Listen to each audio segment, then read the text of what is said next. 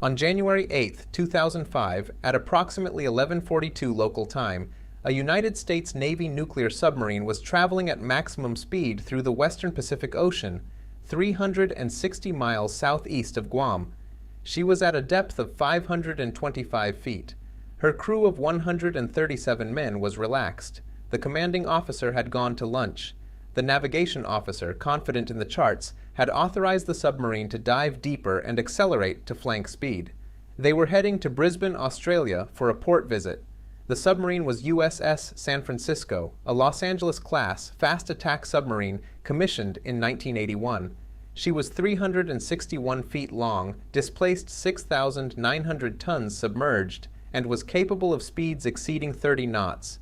At flank speed, she was moving at approximately 35 miles per hour through the black water of the Pacific. At 35 miles per hour, a 6,900-ton submarine has the kinetic energy of a freight train. There are no brakes, there are no seat belts, and at 525 feet below the surface, there is no warning of what lies ahead.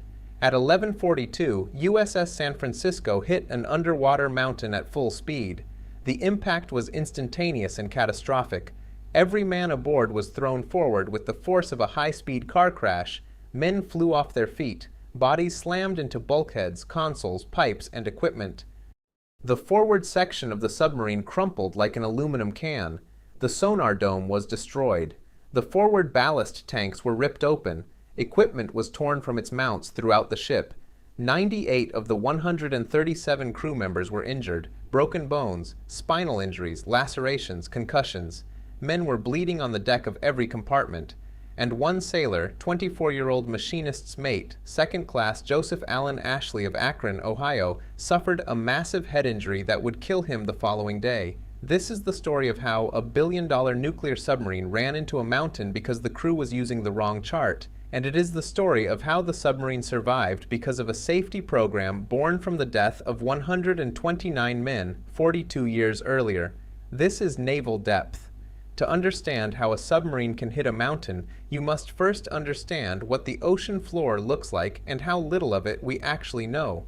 The surface of the Earth is approximately 70% ocean. The average depth of the world's oceans is roughly 12,000 feet, and despite centuries of exploration, roughly 80% of the ocean floor has never been mapped in detail. We have better maps of the surface of Mars than we do of the bottom of the Pacific Ocean. The ocean floor is not flat. It is a landscape of mountains, ridges, valleys, and plateaus that in many places rivals the topography of any continent. Underwater mountains, called seamounts, rise thousands of feet from the ocean floor. Some are well known and well charted, others have never been surveyed. Some are marked on nautical charts as probable or uncertain, meaning their existence is suspected but never confirmed, and some are simply missing from the charts entirely. The Western Pacific, where San Francisco was operating, is one of the most geologically active regions on Earth. The Caroline Islands mountain chain, a series of seamounts and volcanic ridges stretching across hundreds of miles of open ocean, runs through this area. Many of these seamounts were charted decades ago using primitive surveying methods. Some were identified by shipboard sonar during World War II. Others were extrapolated from satellite altimetry data, which can detect subtle variations in the ocean surface caused by the gravitational pull of large underwater features. But satellite altimetry cannot detect smaller seamounts, and the resolution of the data is measured in miles, not feet. The charts that San Francisco's navigation team was using on January 8, 2005, were based on data that was, in some areas, decades old. The primary chart used for voyage planning was a Defense Mapping Agency chart at a scale of 1 to 2 million. At this scale, features smaller than approximately 1 nautical mile would not be visible. The navigation team also had access to a more detailed chart of the specific area at a scale of 1 to 500,000, which showed a seamount in the vicinity of the submarine's planned track. This seamount was marked with a depth of approximately 100 feet, meaning its peak was only 100 feet below the surface. The navigation team did not use the more detailed chart. They relied on the large-scale chart, which did not show the seamount. The Navy's subsequent investigation found that the navigation team had multiple charts available that depicted the hazard, but failed to use them in planning the voyage. This was not a case of bad luck, it was a case of bad navigation. The submarine was transiting from Guam to Brisbane at flank speed. Flank speed for a Los Angeles-class submarine is classified but generally understood to be in excess of 30 knots. At this speed, the submarine covers approximately 1 nautical mile every 2 minutes. The crew had elected to travel at maximum speed to make up time on the transit to Australia. The commanding officer, Commander Kevin Mooney, had approved the voyage plan and the speed. At flank speed and at a depth of 525 feet, San Francisco was operating in a regime where reaction time to an obstacle was effectively zero. Even if the sonar had detected the seamount, which it did not, the submarine could not have stopped or turned in time to avoid it. The passive sonar array aboard the submarine was running, but passive sonar is designed to detect sound sources like other submarines and ships, not to detect static geological features. Active sonar, which sends out pulses that bounce off objects and return an echo, could potentially have detected the seamount. But submarines almost never use active sonar during transit because the sound pulses reveal the submarine's position to anyone listening. San Francisco was running blind at maximum speed through poorly charted waters. It was a combination that had been an accident waiting to happen for years. At 11:42, the submarine's bow struck the seamount. The physics of the impact are staggering. A 6,900-ton object moving at 30-plus knots carries an enormous amount of kinetic energy. When that energy is dissipated in a fraction of a second against an immovable object, the deceleration forces inside the submarine are catastrophic. The forward section of the submarine absorbed the initial impact. The sonar dome, a large fiberglass structure at the very front of the submarine that houses the bow-mounted sonar array, was completely destroyed. Behind the sonar dome, the forward ballast tanks were ruptured. The steel plates of the outer hull were crumpled and torn. Photographs taken later in dry dock showed that the bow of San Francisco looked as though it had been hit by a giant hammer. The entire front end was crushed, compressed, and deformed. But the inner hull, the pressure hull that contains the crew and all critical systems, was not breached. This is the critical point. The inner hull held. The reason it held is a program called SUBSAFE. After the loss of USS Thresher in 1963, the Navy created the SUBSAFE program to ensure that every submarine's pressure hull would remain intact in the event of an accident and that every submarine would retain the ability to surface. SUBSAFE mandates rigorous quality control of every weld, every pipe joint, every valve, and every fitting that is part of the submarine's pressure boundary. It requires redundant systems for surfacing, including multiple independent means of blowing ballast. When San Francisco hit the seamount, SUBSAFE was tested in the most violent real-world scenario since the program's creation, and it passed. Inside the submarine, the scene was chaos. Men had been thrown up to 20 feet through the air. In the torpedo room, sailors who had been standing were hurled forward into equipment and bulkheads. In the control room, operators were thrown from their seats. In the engine room, men collided with pipes and machinery. Blood was everywhere, broken limbs, cracked ribs, split skulls. The submarine's corpsman, the onboard medic, was himself injured but immediately began treating the wounded. Despite the carnage, the crew responded with extraordinary discipline. Within seconds of the impact, before anyone fully understood what had happened, the crew began executing emergency procedures. The first priority was to get the submarine to the surface. Someone pulled the emergency blow activator, known among submariners as the chicken switch. This activated the emergency main ballast tank blow, releasing high-pressure compressed air into the main ballast tanks to force out water and give the submarine positive buoyancy. But there was a problem. The forward ballast tanks had been ruptured by the impact. They could not hold air. The compressed air that was supposed to fill them was escaping through the torn steel into the ocean. The submarine was supposed to rise immediately after an emergency blow. Instead, there was an agonizing pause. For approximately 30 seconds, the submarine did not move. The crew stood in the bloody, darkened control room, waiting, not knowing if the submarine was going to surface or continue sinking. After 30 seconds, the aft ballast tanks provided enough buoyancy to begin lifting the submarine.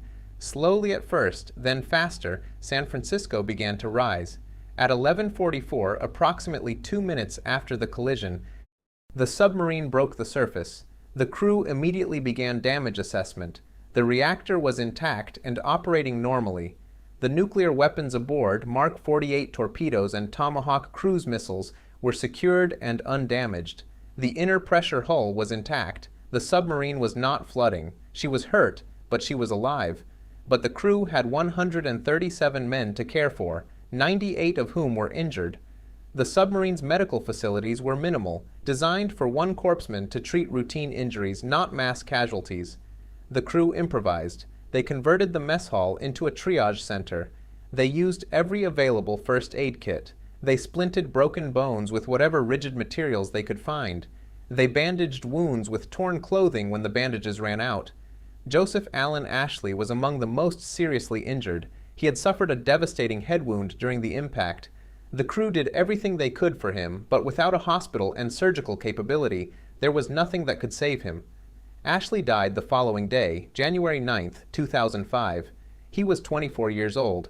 San Francisco was now on the surface in the middle of the Pacific Ocean, 360 miles from the nearest port, with a destroyed bow, 98 injured crew members, and 1 dead. She had to get back to Guam. The submarine could not dive. Her forward ballast tanks were destroyed. Her sonar was gone. Her bow was crushed. But her reactor was still running, her propulsion system was intact, and her rudder still worked. She could move slowly on the surface. The transit back to Guam took 52 hours. The submarine limped across the Pacific at approximately 10 miles per hour, roughly 1/3 of her normal surface speed. A Coast Guard cutter, USCG Galveston Island, rendezvoused with San Francisco and escorted her back to port. A Navy supply ship, USNS Fred W. Stockham, also joined the escort and provided additional medical supplies and personnel. When San Francisco arrived at Opera Harbor, Guam, on January 10th, the injured were transferred to the Naval Hospital. The submarine was moved into dry dock for assessment. The photographs taken in dry dock shocked the Navy. The bow of San Francisco was unrecognizable. The sonar dome was gone entirely. The forward ballast tanks were crushed flat. The outer hull plating was torn and buckled over a distance of nearly 40 feet. One Navy official described it as looking like the bow had been ripped off. A temporary repair dome, approximately 20 feet high and 20 feet in diameter, was welded over the damaged bow to restore watertight integrity. The Navy investigation was swift and thorough. A formal investigation found that the commanding officer, Commander Kevin Mooney, bore primary responsibility for the accident. The investigation concluded that several critical navigational and voyage planning procedures were not being implemented aboard San Francisco. Specifically, the navigation team had failed to use all available charts in planning the voyage. Charts that were aboard the submarine and accessible to the navigation team depicted the seamount that San Francisco struck. The team simply did not consult them. Commander Mooney had an otherwise exemplary record.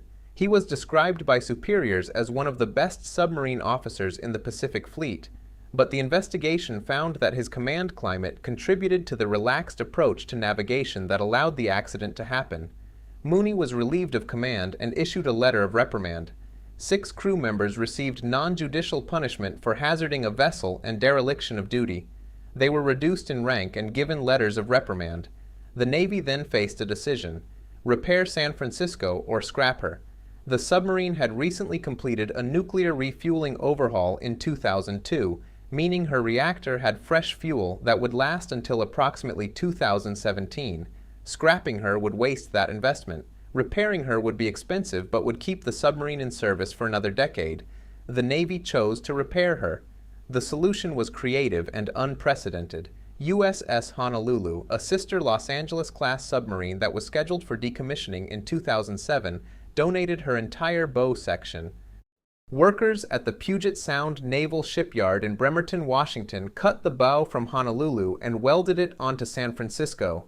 The submarine received a transplant. The bow replacement cost approximately $79 million. The work took 3 years. In April 2009, San Francisco returned to operational service with a new bow, a new sonar dome, and new forward ballast tanks. She served for another 7 years before being decommissioned in 2016 and converted to a moored training submarine at the Nuclear Power Training Unit in Charleston, South Carolina. The seamount that San Francisco struck was later surveyed in detail. It was found to be a steep-sided volcanic feature rising to within 100 feet of the surface from a seabed approximately 6,000 feet deep. The seamount was visible on at least one chart that was aboard San Francisco at the time of the collision. The navigation team simply never looked at it. The San Francisco collision reinforced lessons that the submarine force had been learning since the loss of Thresher in 1963. The SUBSAFE program saved San Francisco. If the pressure hull had been breached at 525 feet, the flooding would have been catastrophic. The submarine would have sunk in water over a mile deep. 137 men would have died instead of one.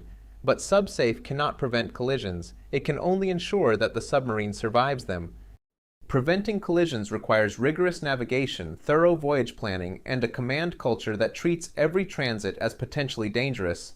San Francisco's crew did not treat their transit as dangerous. They were heading to a port visit in Australia. The mood was relaxed. The captain went to lunch. The navigation officer authorized maximum depth and maximum speed through poorly charted waters. Nobody checked the detailed charts. Nobody questioned the plan. The ocean does not care about your schedule. It does not care about your port visit. It does not forgive complacency, and it does not announce its mountains. Joseph Allen Ashley is buried in Ohio. He was 24 years old. He joined the Navy to serve his country and see the world. He died because his submarine hit a mountain that was on a chart that nobody bothered to read. The Navy named a conference room at the submarine training facility in his honor. Every year on January 8th, the submarine community remembers the collision and the lessons it taught. The most important lesson is the simplest one. The ocean is not empty. The charts are not perfect. And when you are driving a 6,900-ton nuclear submarine at 35 miles per hour through the dark, the only thing between you and a mountain is the quality of your navigation. On January 8, 2005, the quality of that navigation failed, and a 24-year-old sailor from Ohio paid the price. This is naval depth. Subscribe and stay with us as this story continues.